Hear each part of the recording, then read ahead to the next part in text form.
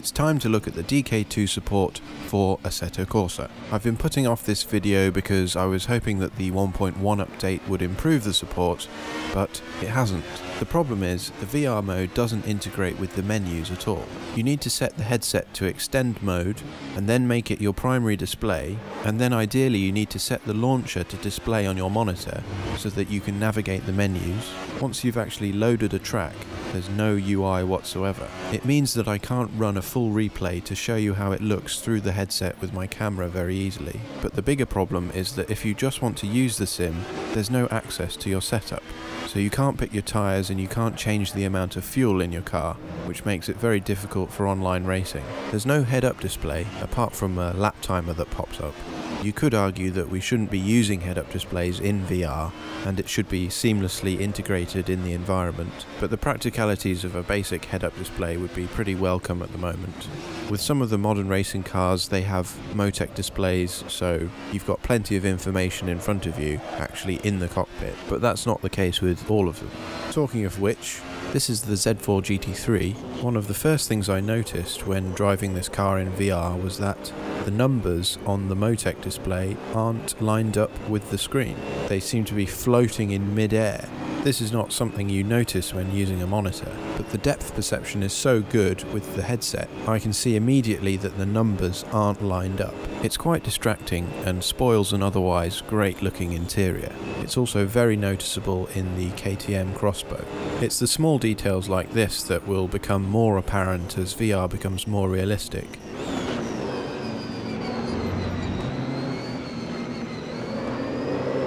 Another minor annoyance about the implementation at the moment is that I sometimes don't line up with the virtual body. The way I usually check is to look to my left or right to see whether the virtual shoulder is where I expect my real shoulder to be. It's going to vary anyway because each car has a different driving position, but the head should always be in the same place in relation to the body, and it's not. So I find that each time I switch car, I'm realigning my head, pressing control space to reset the center position. Sometimes I'm having to compensate for the strange alignment, leaning back further than I want to be, hitting center there, so that when I settle to my comfortable seating position, I'm actually lined up properly. In this BMW, for example, if I just hit the center button sitting normally, the shift lights are completely obscured by the top of the steering wheel. The only way to see them is to lift myself slightly out of the seat and center it there, so that when I sit back down, I can see the shift lights. So there's some small adjustments that need to be done there in terms of the driver positions, but it should be an easy fix for them. But the main problem is the lack of access to your setup. It's something that they really need to fix because otherwise, the way this sim looks through the DK2 is absolutely amazing. I've looked at Project Cars, Live for Speed, Grid Autosport, Richard Burns Rally and Race Room, and it's one of the very best. In terms of the basics of getting VR right, it's all working really well. It feels very low latency despite being in extended mode, and it's really smooth with no judder or other performance problems that seem to plague the other sims, and also the animation of the driver hands is very good. This is something I've gone on about before. I think it's absolutely essential to see really well animated hands while you're driving. They have to animate properly well past 90 degrees each way, even though it will never look quite right with animation and ultimately will need something like hand tracking. It's still worth getting the basic animation right through the first 360 degrees, and Assetto Corsa nails it. And that really helps to maintain the illusion that you're holding on to that virtual steering wheel. And because it's one of the best looking sims, it can be spectacular. Virtual reality could be the closest that a lot of us ever get to driving these cars, and the interiors are modelled so well. Sometimes you just have to sit back and admire, and if you really love cars, then it can almost be quite emotional. It sounds silly, but when you start to really believe that you're in the car, then it becomes like wish fulfillment. Like you're actually getting to drive an F40. It's amazing. I wish the sounds were a bit better, with positional audio so that you could hear the turbos behind you, but I'm sure that's all coming. It's actually one of the best demos you can give to someone of virtual reality at the moment. It's just a shame that it's not really complete yet.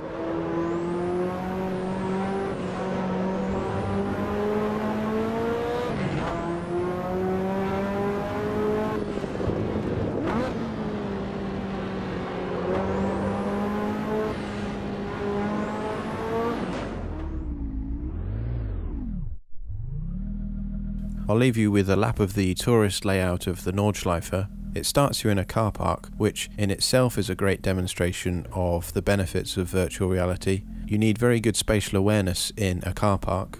Okay, this one's empty, so it doesn't matter as much, but being able to look around and immediately getting a sense of the scale of the environment is very useful. For example, when I approach this junction, I'm naturally slowing down and looking for traffic. It feels very easy to place the car on the road. As I slow down here to pretend to bleep their entry gate, everything looks the right size. I feel like I can reach out there and touch the machine.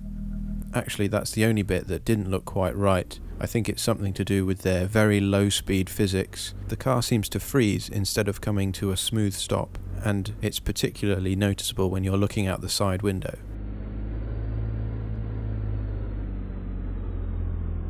With the tourist layout, they put you directly onto the main straight, and there's a speed limit until after this chicane. And because you can't actually complete a lap, they do the bridge to gantry timing system. So it's effectively a point-to-point stage, with the timer starting as you go under this bridge and finishing at the Audi gantry at the beginning of the straight. I'm using the heavy cloud weather setting to show their new overcast lighting.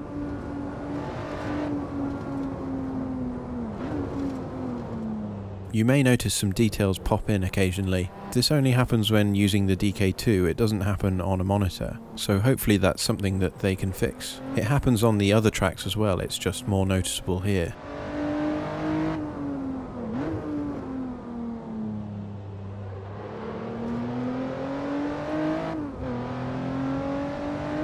As for the track itself, it's absolutely stunning. It's easily the best recreation of the Nordschleife so far, and I can't wait to see the iRacing version and the race room version.